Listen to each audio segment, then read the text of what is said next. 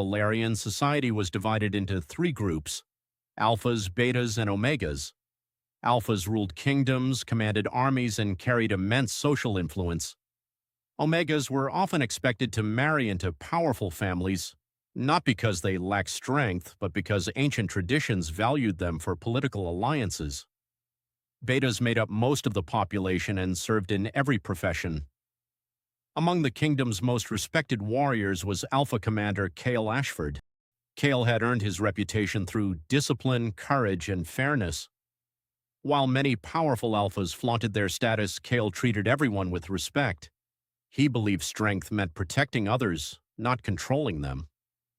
Far from the capital, another story was unfolding. Prince Lucien, an Omega, had spent years hidden from court politics. When Lucien turned 20, the royal council announced that it was time for him to be matched with a powerful alpha to strengthen the kingdom's alliances. The announcement spread quickly. Dozens of influential alpha nobles arrived at the palace, each hoping to win the prince's favor. Yet many cared more about power than about Lucien himself. Watching the spectacle from the edge of the throne room, Commander Kael felt uneasy. One evening, while walking through the palace gardens to clear his mind, Kael noticed someone sitting alone beneath a flowering tree.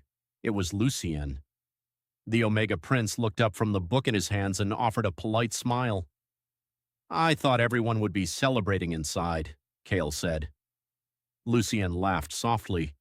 "They're celebrating the idea of me, not the real me." The honesty surprised Kael. Instead of discussing politics, they spoke about history, travel, music, and dreams for the future. For the first time in months, Lucien felt someone was listening to him instead of judging him. Over the next few weeks, their paths crossed again and again. Kael accompanied Lucien on walks through the palace garden. Lucien visited the military library, curious about Kael's campaigns and strategies. Each conversation deepened their respect for one another. Rumors spread quickly. Some nobles whispered that the commander intended to claim the prince. Others mocked him. If you don't claim him, one noble sneered. "Someone else will." Kael answered calmly, "People aren't prizes to be claimed." Those words reached Lucien. For the first time, hope replaced fear. Soon afterward, neighboring kingdoms threatened the borders. Kael led the royal army to defend the realm. Months passed. Lucien remained in the capital, helping organize supplies and coordinating relief for villages affected by the conflict. Although separated, they exchanged letters. Kael described distant mountains and star-filled skies.